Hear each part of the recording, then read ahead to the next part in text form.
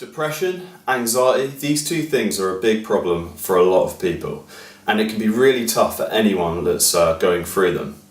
But this video is not about how tough it is, it's about what you can do next, how you can take control of these two things and help relieve your symptoms straight away. I'm going to teach you 2 lifestyle triggers that help relieve symptoms of depression and anxiety and how you can start using them straight away today. Hello, thank you so much for joining me. My name is Ben from 3 Step Lifestyle, and I've helped hundreds of people relieve symptoms of depression and anxiety using 2 methods in particular. I call these 2 methods lifestyle triggers. Now, before I can get into these 2 lifestyle triggers and tell you exactly what they are and how you can use them straight away, you need to understand the basics behind what actually is depression and anxiety and what actually causes the symptoms that you're suffering with. Because once you know the grounding of what it is, you need to know how you can reverse the problem that's been caused. So, everyone has what I call a hormone harmony. Now this might sound a little bit sciencey, but it's not too sciencey once I get into it. So your hormone harmony is the balance between stress hormones and feel-good neurotransmitters. I want you to imagine you've got 2 buckets in your body. So I told you it wouldn't be too sciencey. So 2 buckets in your body, 1 stress hormones, 1's feel-good neurotransmitters. Now a neurotransmitter is basically a chemical messenger in the brain that's responsible for mood and emotion, so it's very important to your success.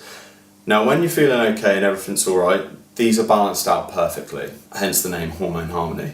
However, when you're starting to feel depressed and anxious, this bucket of stress hormones slowly fills up to a point where it's unmanageable for the body.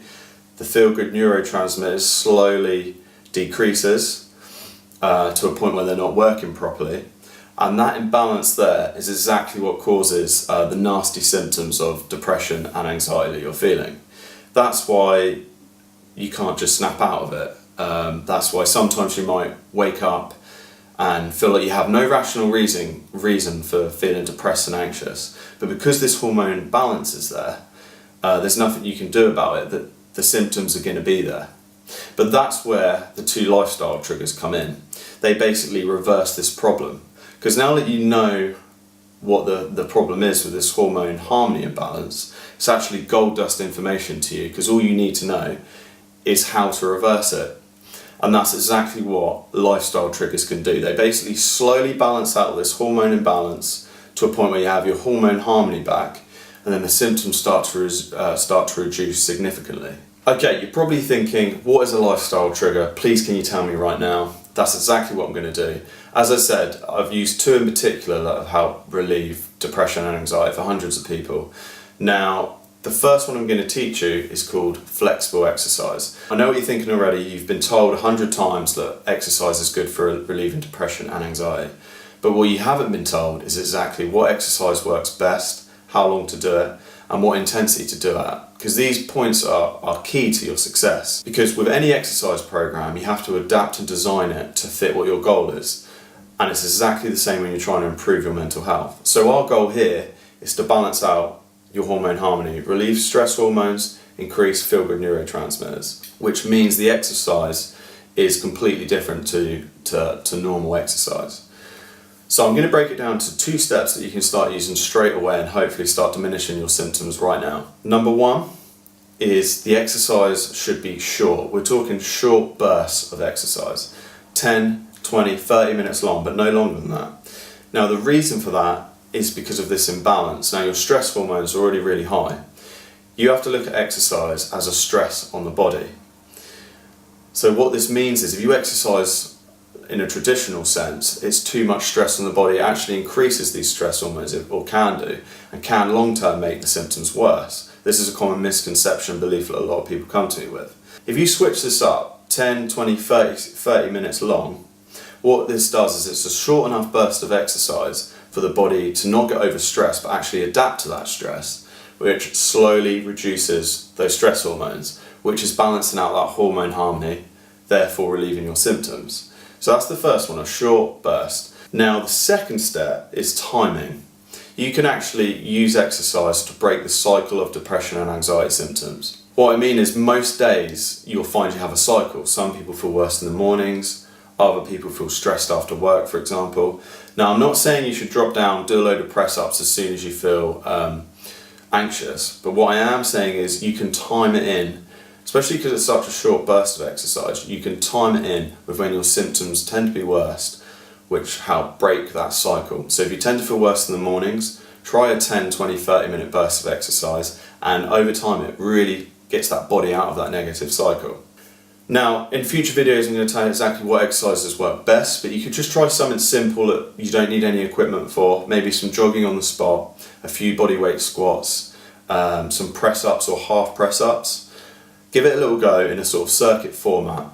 Try to time it in with when your symptoms tend to be worse. And I guarantee over a period of time your symptoms will really start to diminish because the stress hormones are starting to decrease. Okay, on to lifestyle trigger number 2, and this one is called nutritional balance. As you can tell by the name, it's all geared towards nutrition and how you can use it as a tool to relieve both depression and anxiety. Again, I'm going to give you 2 steps that you can start applying to your lifestyle straight away and start using this positive lifestyle trigger.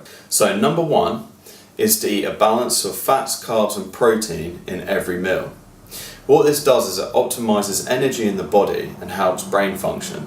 This helps to reduce those stress hormones and increase those feel-good neurotransmitters, therefore relieving depression and anxiety. Now, it doesn't have to be perfect, but try and get a balance of all 3 in each meal, and over time with consistency this makes a huge positive effect and relieves those symptoms. Now, step number two is avoiding foods that I call negative trigger foods. These are foods that have a negative impact on your hormone harmony, often increasing the stress hormones. Now, one simple way you can start doing this straight away, and a step that I give people to do to get into straight away and start doing this, is to avoid processed foods. Now, the more processed a food is, the more stress it puts on systems in the body, like the nervous system, the digestion system, therefore increasing those stress hormones and imbalancing the hormone harmony even further. So there's your 2 steps: balance your meals and avoid processed foods.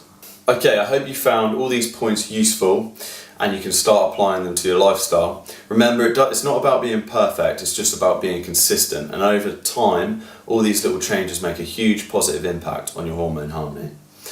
And the beauty of these lifestyle triggers is they're all things that you're in control of, which means you're taking control of your life, taking control of the depression and the anxiety, and that's half the battle won, because it's so empowering for you, because often it feels like these things have become part of your personality and they're hard to escape, but it doesn't have to be like that when you're the one taking control.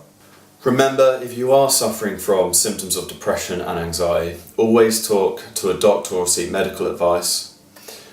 Also remember, these things are nothing to be ashamed of. If you found this video useful, please like and share, because it might help someone else going through exactly the same thing as you right now. Remember that you're not alone and we can get through these sort of things together. Thanks for listening. I hope to see you soon. See you later.